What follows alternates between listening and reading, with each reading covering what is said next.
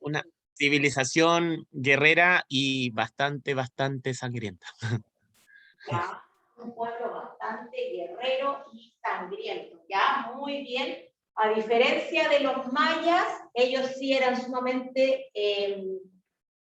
sangrientos y su vida giraba principalmente a los contextos de guerra. Muy bien. ¿Alguien más tiene otra noción sobre los aztecas?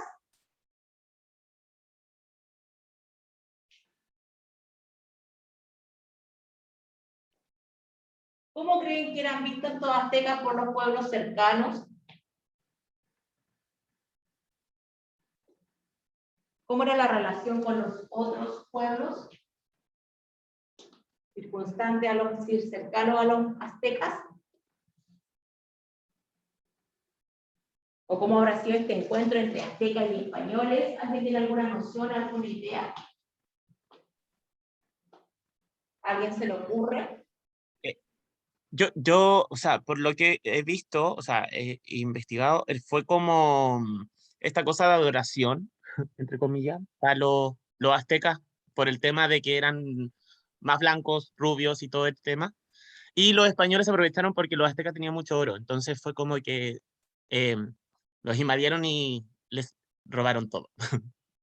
Muy bien. Sí, estas grandes civilizaciones pecaron de ingenuos en función, tanto los aztecas como los incas, del punto de vista de que había una profecía, de que el dios Sol iba a llegar en algún momento, entonces fueron bastante confiados a la llegada de estos españoles.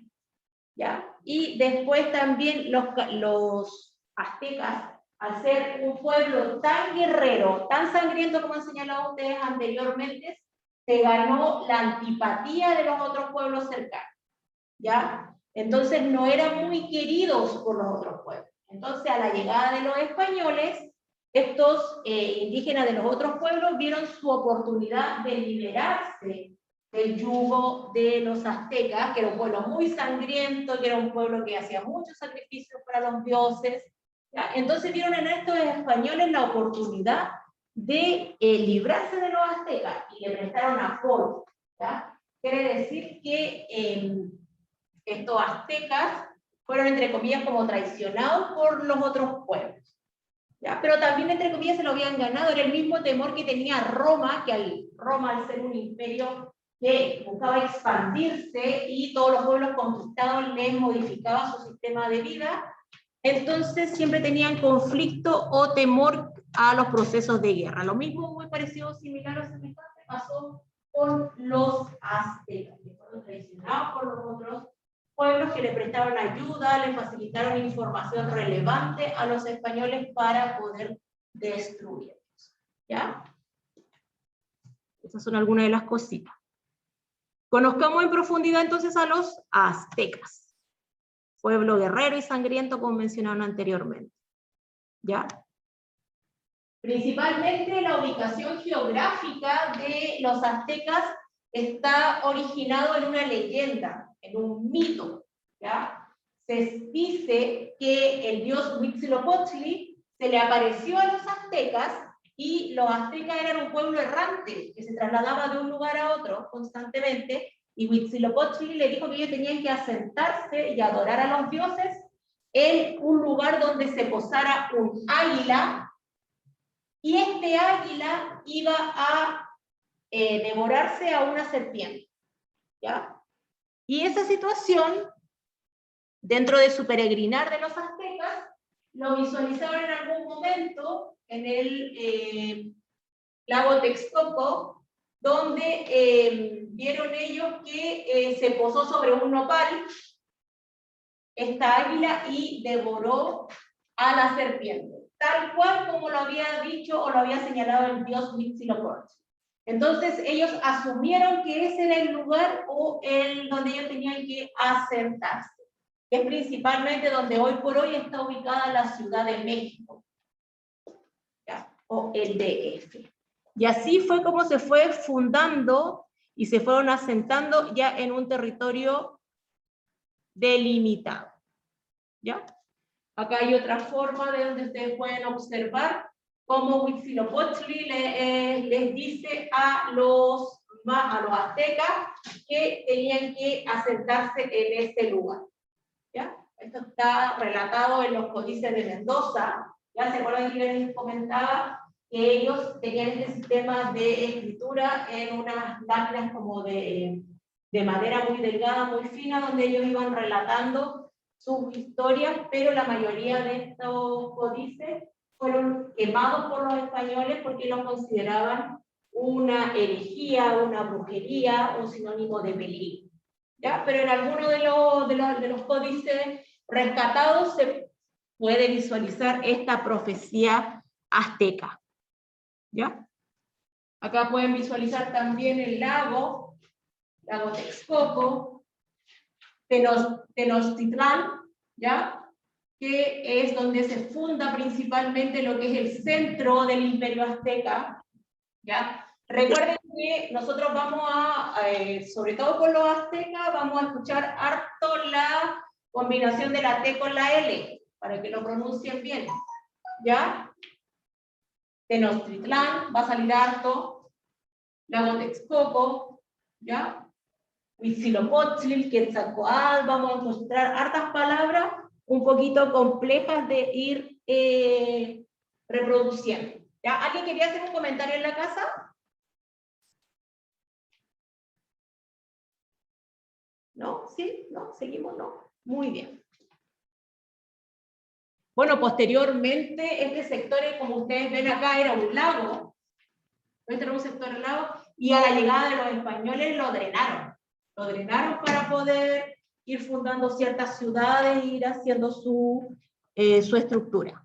¿Ya? Ahí nuevamente pueden apreciar un mapa donde se ve cuál es el espacio utilizado por los aztecas, cuáles fueron territorios mayas.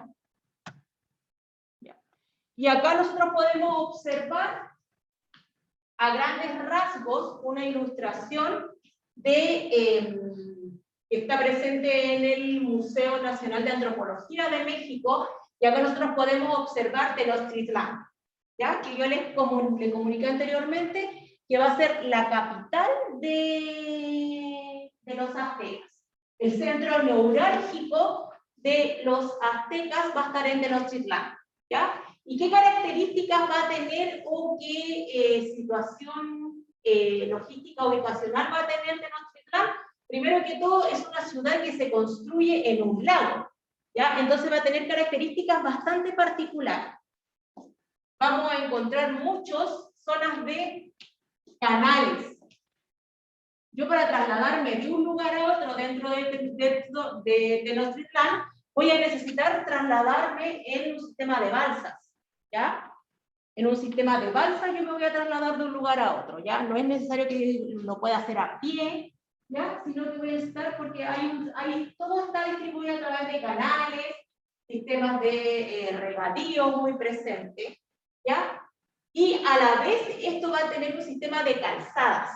¿Qué significa esto? Que como esto está dentro de un lago, voy a tener un sistema de calzada o un sistema de camino que me van a conectar con tierra. ¿Ya? Voy a tener la calzada hacia Tepeyapac y voy a tener la calzada que me dirige a Xochimilco y voy a tener la calzada que me permite llegar a Chapultepec. ¿Ya? Hoy por hoy son lugares también que siguen manteniendo sus nombres de origen. ¿Ya? Hay sectores de plazas. Tengo también zonas sagradas, principalmente para los dioses principales, que en el caso de los aztecas son Huitzilopochtli y Quetzalcóatl.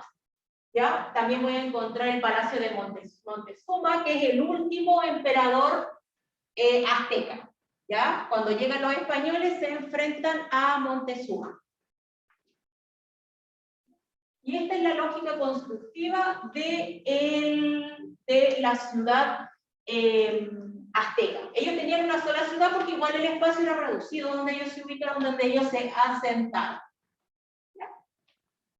Y tiene una lógica constructiva bastante particular porque está situado en un lago. No es llegar y decir, oh, voy a armar una ciudad en un lago.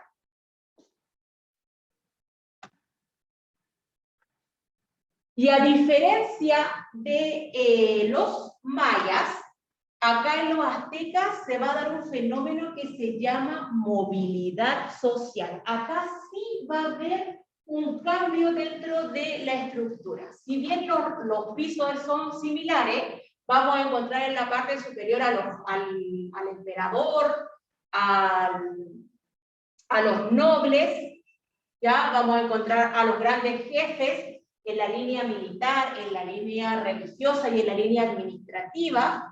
Vamos a encontrar a los pochtecas, que son lo que nosotros podemos conocer hoy por los comerciantes. Los pochtecas son los comerciantes de esta civilización azteca. También tenemos dentro de esta pirámide la parte de los campesinos y los artesanos, que al igual que los mayas, principalmente se van a dedicar al cultivo del maíz, al cultivo de los frijoles, al cultivo de los tomates, al cultivo de los ajíes, ya dentro de lo que es la línea agrícola. Y en el punto de la artesanía van principalmente orfebrería, cestería, textiles, ¿ya?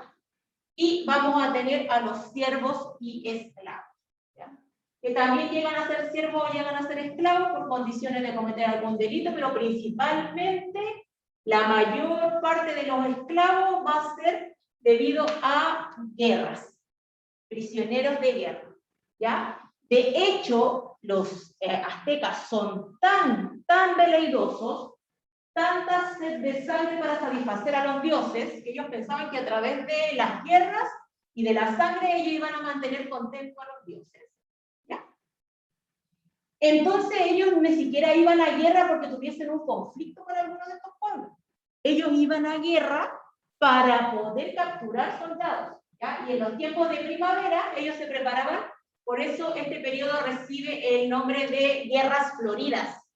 Va a recibir, porque en tiempo de primavera ellos se preparaban para ir a la guerra con el único objetivo de capturar esclavos para los sacrificios de sangre que ellos necesitaban hacer, ¿ya? No necesariamente iban a guerra porque hubiese un problema o un conflicto territorial o alguna problemática, sino que necesitaban gente para hacer sacrificios de sangre, ¿ya?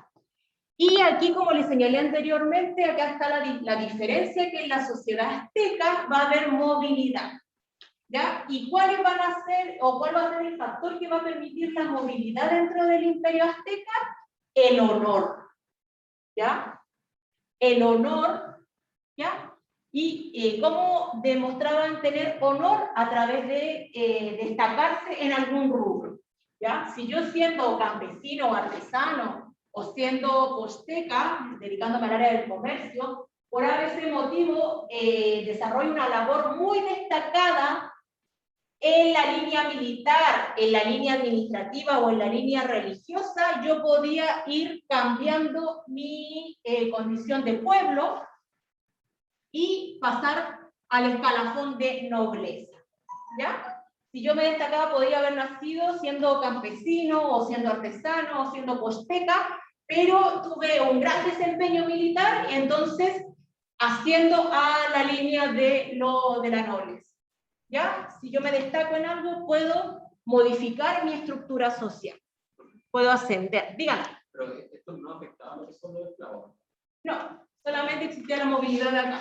Los postecas o los campesinos o los artesanos que destacaran o que fueran más inteligentes o fueran más estudiosos o por a veces motivo lograban una gran hazaña en terminologías militares, administrativas o de sacerdotales, que tengan que ver, porque igual el sacerdocio de estos pueblos no era tampoco lo que nos conocemos actualmente como religión, sino que aquellos que podían manipular las plantas, tener un mayor conocimiento, observar las estrellas, y si se destacaban en alguna de esas tres áreas, podían ellos trascender. La condición de siervo y esclavo, esa sí era inamovible, ¿ya? Acá podemos ver pequeñas definiciones sobre esta sociedad, principalmente, como ya señalaron, quedó más que claro que era una sociedad guerrera, totalmente guerrera, la pueden observar ahí.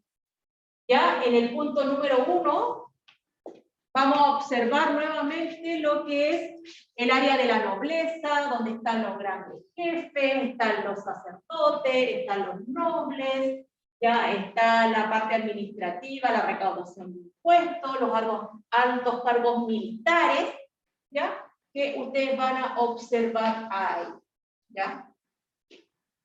En el punto número 2 vamos a encontrar a los postecas o a los comerciantes, ¿ya? Que se dedicaban principalmente a través del trueque, a través del cambio, y los postecas eran igual, entre comillas, los que salían más salían. Por eso cuando les mostraba estos caminos que conectaban este lago o este sector con las otras partes geográficas, ellos son más que todos los que salen de Tenochtitlán para comercializar los productos, y a la vez también esto era una movilidad cultural, ¿ya? También trasladaban la cultura azteca a los otros lugares que ellos iban a visitar, ¿ya?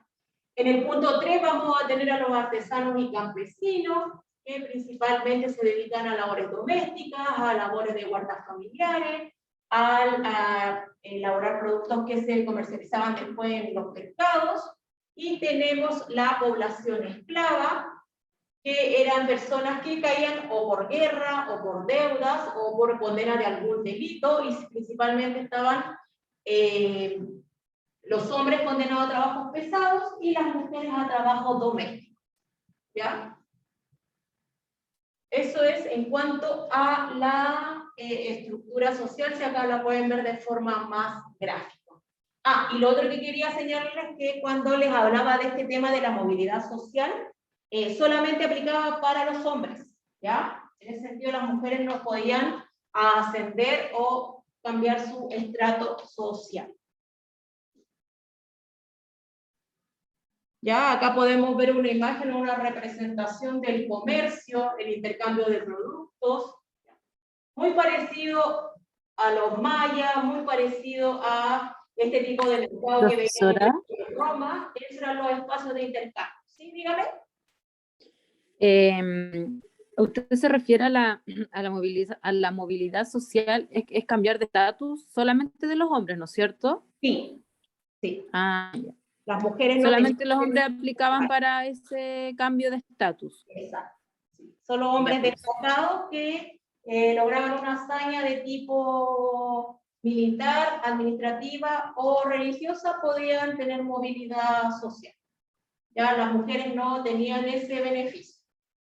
Y también lo vimos cuando vimos las estructuras sociales de Grecia y Roma, también era parecido. ¿Se acuerdan que solamente los beneficios eran para los varones? Sí. Sí, profesora. Siempre la mujer jugó un papel muy bajo dentro de todas las sociedades que hemos visto hasta ahora.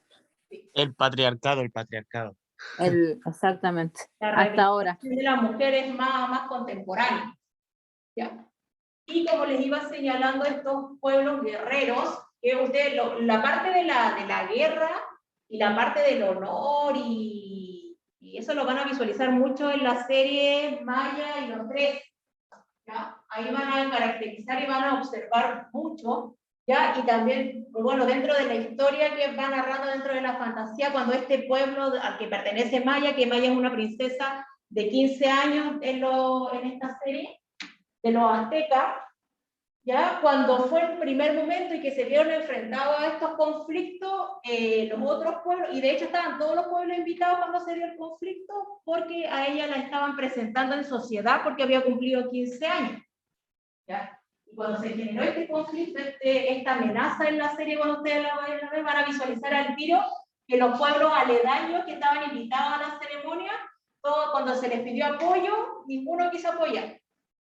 ¿Por qué? Porque existían estas rencillas internas dentro del imperio azteca que hacían que no fueran muy bien vistos o muy queridos por los pueblos aledaños. Ahí lo van a visualizar súper bien. Y también en Maya y los tres van a visualizar los grandes ejércitos que tenían los aztecas, ¿ya? Y estos grandes ejércitos se destacaban por dos líneas. Estaban los soldados águila, ¿ya? Y estaban los soldados jaguar, ¿ya? Principalmente porque ellos consideraban que estos dos animales eran sumamente ágiles, sumamente observadores, sumamente inteligentes. tanto los jaguares como los águilas. Acá ustedes pueden ver en la representación un soldado azteca de la línea de los águilas. Principalmente se caracterizaban por la parte superior, donde ustedes observan que los cascos hacían alusión al animal del ejército que estaban representando. Ajá, la ornamentación. Acá podemos ver a ambos, podemos ver a soldados águila y soldados jaguar, ¿ya? Y también ornamentado, mucho lo que es el uso de la pluma dentro de sus osamentas. Y ahí lo van a visualizar fuertemente en la serie. Ya en la serie de Maya y los Tres y en el Camino al Dorado van a visualizar mucho el sistema de cómo se caracterizaban o cómo se distinguían a través de la vestimenta la gente que estaba dedicada a la línea militar. ¿Ya? Y acá podemos observar un proceso de sacrificio. Un proceso de sacrificio a los dioses. ¿Ya? Acá en la parte, si ustedes pueden observar, esta parte de acá son muchos esclavos que suben por esta escalera para ser sacrificados a los dioses. ¿Ya? Los sacrificios eran principalmente de sangre. ¿Ya? En la parte superior ustedes pueden ver cómo se ve este río de sangre que se le está entregando a los dioses. ¿Ya? Fíjense bien también cuando vean el Camino al Dorado que uno de los primeros regalos o obsequios que se le quieren hacer a estos dos españoles que ellos creen que son dioses, recuerden que estos dos españoles llegan en un caballo blanco, en un corcel blanco, ¿ya?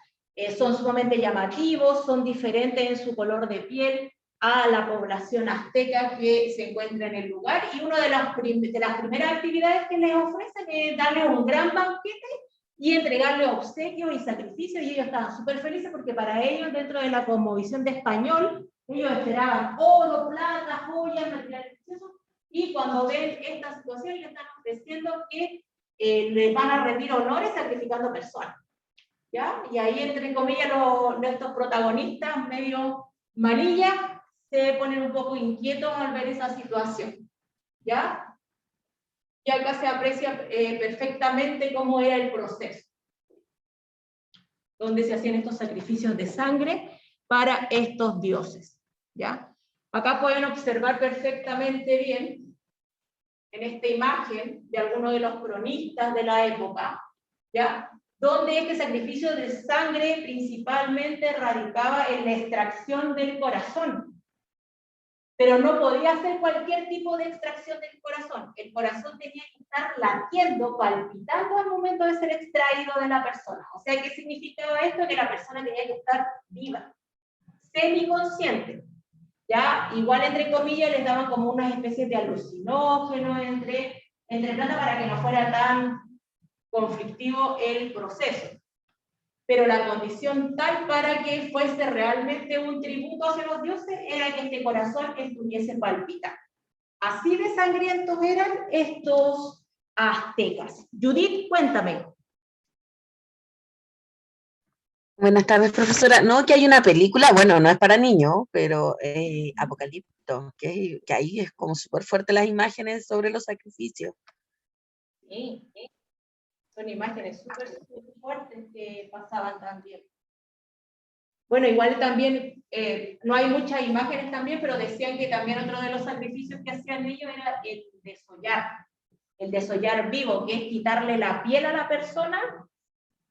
Decían también que eso era uno de los sacrificios, o también mujeres vírgenes, ¿ya? Mujeres en estado vírgenes también se hacían estos sacrificios de sangre, y eran sumamente... y todos sabían que estos procesos pasaban, y si en algún momento los sacerdotes escogían a tu hija para alguno de estos procesos, o algún familiar tuyo para alguno de estos procesos, era sinónimo de orgullo para la familia que el hijo o hija haya sido seleccionado para ser sacrificado a los dioses, porque su sangre iba a apaciguar la ira de estos dioses y iba a haber una mayor tranquilidad dentro del imperio. Esas eran las ideas que se tenían en ese tiempo. Y acá podemos apreciar a uno de los dioses, Quetzalcóatl, ¿ya? Son nombres bastante extraños para, como le he dicho, no son palabras muy fáciles de poder pronunciar, ¿ya? ¿Y cuáles son las características que tenía Quetzalcóatl? Que dentro del imaginario, porque recuerden que ellos le daban características zoomórficas a sus dioses, y este dios tenía la característica que era entre comillas, porque Quetzal significa pájaro en los aztecas, y Coatl significa serpiente, ¿ya? Entonces, este dios, cuando lo graficaban o lo representaban, era una mezcla entre un pájaro y una serpiente, ¿ya? Por eso podemos visualizar el color verde que está muy presente. Si ven en la parte superior de la cabeza, podemos visualizar fuertemente la presencia de la serpiente, ¿ya? La cara y el rostro también es de serpiente, y las plumas todas pertenecían al pájaro, ¿ya? Y este dios se le considera el dios del viento y la lluvia y creador del mundo y la humanidad, ¿ya? Ese era el rol que tenía el dios Quetzalcóatl, ¿ya? Y también era el dios guía o guardián de lo que es el comercio, de lo que es el aprendizaje, la ciencia, la agricultura y las artes, ¿ya?